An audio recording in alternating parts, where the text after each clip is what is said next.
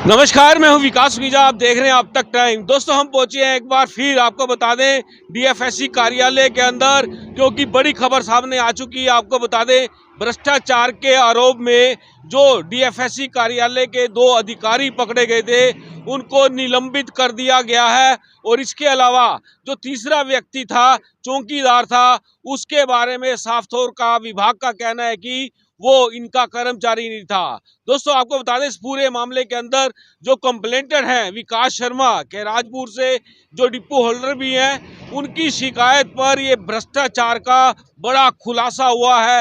Red handed हुए हैं और विकास शर्मा ने एक बार फिर से आज 2 कंप्लेंटें विभाग को सौंपी हैं। सीधी बात कर लेते हैं। विकास जी, क्या कहना चाहोगे? एक तो आपने भ्रष्टाचार पकड़वाया है, रेड हैंडेड करवाया है, क्या लगता है आपको? 2 अधिकारी पकड़े गए थे फूड एंड सप्लाई के। मेरी घरवाली के नाम से डिपू है और मैंने आज विभाग को 2 शिकायतें और दी हैं। एक दी है गेहूं के गोदाम को लेकर और एक दूसरी जो कंप्लेंट दी है, नीरज वधवा की ड्यूटी थी कुंजपरा सेलरों में, राइस मिलों में। उन राइस मिलों की भी पीवी करी जाए। उसने उनसे उन राइस मिलों के साथ मिलके कहीं वहाँ भी तो भ्रष्टाचार नहीं कर रखा, ताकि जब चावल लगाने का समय आएगा गवर्नमेंट का, वहाँ पर चावल कम ना मिले। दोस्तों, आपको बता दें, इस पूरे मामले में डीएफएससी अनिल कुमार से बात किया। उनका कहना, कंप्लेंट आई है, उस मामले की जांच की जाएगी और जो लोग इस पूरे मामले के अंदर संलिप्त पाए गए, दोषी पाए गए, उनके खिलाफ सख्त से सख्त कार्रवाई होगी। विकास जी, क्या लगता है आपको, जिस तरह से आपने अभी ये जो 2 अफसर पकड़वाए हैं और एक चौकीदार पकड़वाए, इस पूरे मामले के बारे में क्या लगता है आपको? ये नीरज वधवा इंस्पेक्टर था और जो इसके बड़े अधिकारी थे वो मीटिंग लेकर करते होते थे कि आप चौकीदार को पैसे दे देना, हमारे नाम के जो पैसे बनते हैं आपके। ये 20 रुपये क्विंटल गेहूं पे और बाजरे पे कमीशन लेते थे और जो सरकार द्वारा हमारी कमीशन जारी की गई है उस पर इन्होंने 3 से 4% की हमारे से मांग करी थी। आपको क्या लगता है, ये भ्रष्टाचार का नंगा नाच थम पाएगा या नहीं? ये तो मैंने 3 साल पहले भी पर्चे दर्ज कराए थे फूड सप्लाई में, जब से लेकर अब तक भी ऐसे ही है। डिपो होल्डर पे कभी 50 किलो गेहूँ कम बेचते थे या कभी 40 किलो कम बेचते थे।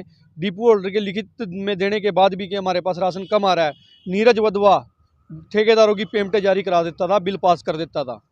तो ये पूरा कमीशन का खेल है या इसके अलावा और भी कोई खेल खेला जाता है? बस ये गेहूं में पानी डालते हैं, पहले चट्टे के अंदर छोटे कट्टे लगाते हैं बना बना के 25-25 किलो के, 30-30 किलो के, बाद में फिर पानी और मिट्टी ला करके उनका वजन पूरा कर देते हैं।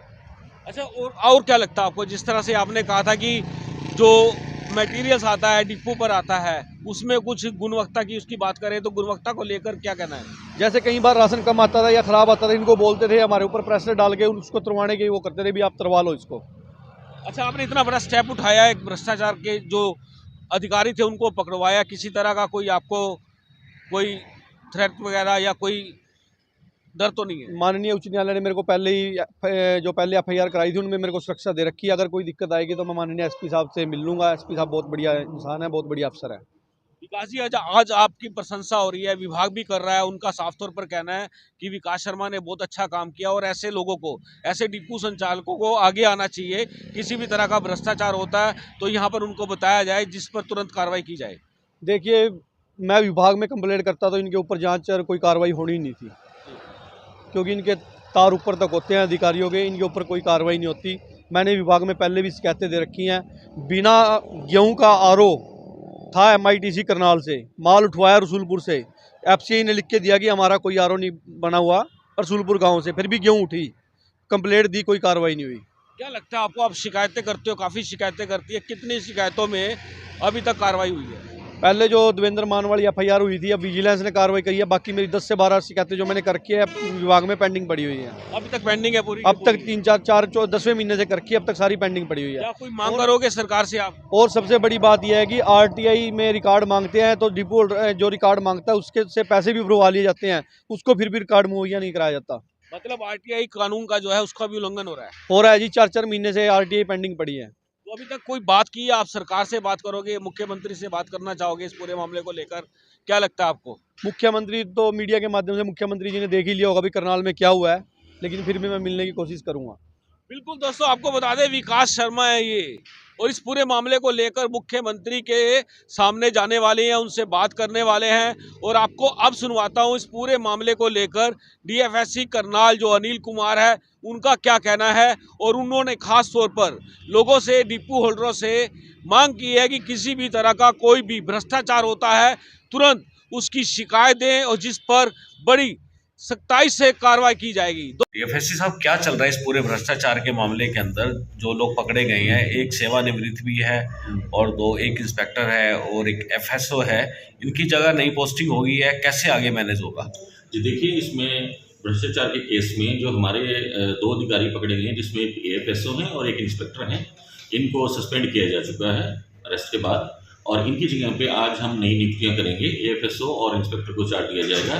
तीसरा जो व्यक्ति जो आप बता रहे हैं, वो हमारे डिपार्टमेंट के सदस्य नहीं है। जी सर, वो कौन है?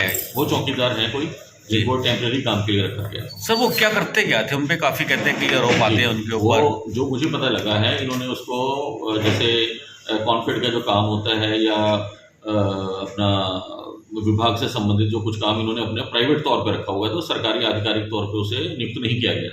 सर, भ्रष्टाचार का एकदम से बड़ा मामला रेड हैंड सामने आया है, तो अब क्या रहेगी आपकी, क्या प्रायोरिटी रहने वाली है अपने डिपार्टमेंट को? इंस्ट्रक्शन पहले भी देते रहते हैं, अखबार में भी निकालते हैं कि जो भी डिपो से संबंधित जो कार्य है उसको सुचारू रूप से किया जाए। पिछले काफ़ी समय से हमारा काम सुचारू रूप से चल रहा था, लेकिन ये जो केस आया है, इससे हमारे डिपार्टमेंट की छवि धूमिल हुई है, और इसीलिए हमने सारे के सारे स्टाफ को दोबारा से इंस्ट्रक्शन दिए हैं कि ऐसे ध्यान रखा जाए, सुचारू रूप से काम चलाया जाए, ताकि इस प्रकार की कोई भी जो कार्रवाई है वो ना हो, और सबके साथ डिपो होल्डर हमारे भाई लोग हैं, उनके साथ अच्छे से व्यवहार करके उनके पूरा जैसे मार्जिन हमने जैसे आया, हमने 2 दिन के अंदर सारा का सारा रिलीज कर दिया था डिपार्टमेंट हमारे सर्कल ऑफिस से। तो उसके बाद ऐसी कार्रवाई नहीं होनी चाहिए थी, जो कि बहुत ही गलत हुआ है, और इससे हमारे जो डिपार्टमेंट की छवि है वो बिल्कुल ख़राब हुई है, और आगे ऐसा ना हो, इसलिए हमने सारे स्टाफ को दोबारा से इंस्ट्रक्शन दिए। सर, कोई टीम बनाई है अलग से इस तरह के भ्रष्टाचार को रोकने के लिए? बताया जा रहा है कि क्वांटिटी काफ़ी कम जा रही है। मान लो 50 केजी का बैग है तो 25-25 केजी के बैग हो रहे हैं। ये किस तरह से? नहीं, इस तरीके की हमारे पास ऐसी कोई जानकारी नहीं है अभी तक, और जो डिपो होल्डर्स के पास है, हमेशा पूरा राशन पहले भी जाता रहा है, अब भी जा रहा है, चाहे उसमें गेहूँ जो चाहे बाजरा हो। हमारे पास आज तक कभी कोई कंप्लेंट नहीं आई। 1-2 जगह से हमारे पास कंप्लेंट ये आती है कि जो वे ब्रिज के ऊपर से जो ट्रांसपोर्टर राशन पहुंचाता है, उसमें कई बार आ जाता है कि 15-20 किलो या 30 किलो की कमी है, लेकिन वो वे ब्रिज के अंतर के कारण भी हो सकता है, और जहां पर हमें लगता है कि जेन्युइन है, तो हम ट्रांसपोर्टर को कहते हैं कि जो रिमेनिंग राशन रह गया वो तुरंत वहां पहुंचा के आए। सर, जो लोग आगे आ रहे हैं, जिस तरह से इस केस में विकास आगे आए हैं, डिपो होल्डर भी हैं वो खैराजपुर वाले, तो ऐसे लोगों से क्या कहेंगे भी वो खुलकर सामने आए? बिल्कुल बहुत बढ़िया है। विकास ने जो हमारे पास जो कंप्लेंट की है, वो कंप्लेंट होने से कम हमारे को पता चला कि हाँ भाई, ऐसे भ्रष्टाचार का जो कार्य चल रहा था। और देखिए, सीधी सी बात है कि जो भी गलत करेगा उसके खिलाफ कार्रवाई होगी। सरकारी कर्मचारी हैं, आपको तनख्वाह मिलती है, आपको सारे चीज़ें मिल रही हैं, आप सरकारी कर्मचारी हैं, तो आपको उसके दायरे में रह के ही काम करना चाहिए। जो भी दायरे से बाहर जाएगा उसको सजा मिलेगी, और वही इनके साथ हुआ है। सर, लोगों से क्या अपील करेंगे? लोगों से मेरी ये अपील है, डिपो होल्डर भाइयों से अपील है कि भी कहीं भी अगर ऐसी कोई शिकायत मिलती है तो तुरंत हमारे को बताएं, कार्यालय में उपस्थित होकर बताएं, ईमेल के माध्यम से बताएं, फ़ोन के माध्यम से बताएं, लेकिन कहीं भी चुप ना रहें। अगर चुप रहेंगे तो ऐसी चीज़ें छुपी रहेंगी, और फिर हमारे ध्यान में नहीं आती, संज्ञान में आएंगी तो तुरंत कार्रवाई होगी। जी, धन्यवाद।